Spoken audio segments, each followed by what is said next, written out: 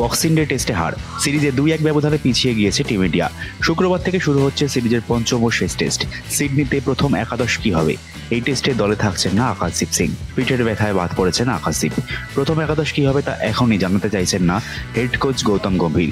Pitch ও পরিস্থিতি দেখেই দল নির্বাচন করতে চাইছেন তিনি। বর্ডার গাভাস্কার ট্রফিতে পার্থের প্রথম টেস্টে জয় পায় টিম ইন্ডিয়া।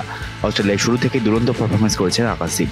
জসপ্রীত বুমরার পাশাপাশি আকাশদীপের বোলিং সামলাতে গিয়েও বেশ বেগ পেতে হয়েছে অস্ট্রেলিয়ার ব্যাটারদের।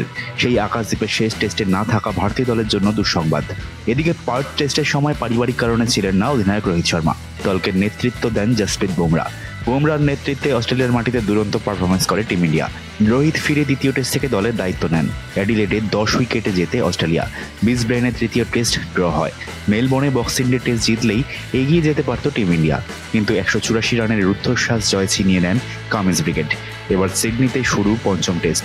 রোহিতদের যে কোনো মূল্যে এই টেস্ট জিততেই হবে, তবেই সিরিজ ড্র হবে। না হলে দীর্ঘদিন পর এই ট্রফিতে হেরেই দেশে ফিরতে হবে টিম ইন্ডিয়াকে। শেষ টেস্টে কি রোহিত অধিনায়ক থাকবেন নাকি দায়িত্ব নেবেন জসপ্রীত বুমরা, তা নিয়েও জল্পনা থেকে গিয়েছে। বৃহস্পতিবার সাংবাদিক বৈঠকে হেড কোচ গৌতম গম্ভীরের পাশে রোহিত শর্মার জন্য একটি চেয়ার রাখা ছিল, কিন্তু দেখা যায়নি রোহিতকে। গম্ভীর জানান রোহিত ঠিকই আছেন, তবে গম্ভীর সাফ জানিয়ে দেন সিডনির পিচ দেখেই প্রথম একাদশের সিদ্ধান্ত নেওয়া হবে। রোহিতকে নিয়ে প্রশ্ন হলেও তার কোনো সরাসরি উত্তর দেননি গম্ভীর। তাই জল্পনা শুরু হয়েছে সিরিজের শেষ টেস্টে নতুন অধিনায়ক বুমরাকে দায়িত্ব দিতে পারেন হেড কোচ গম্ভীর।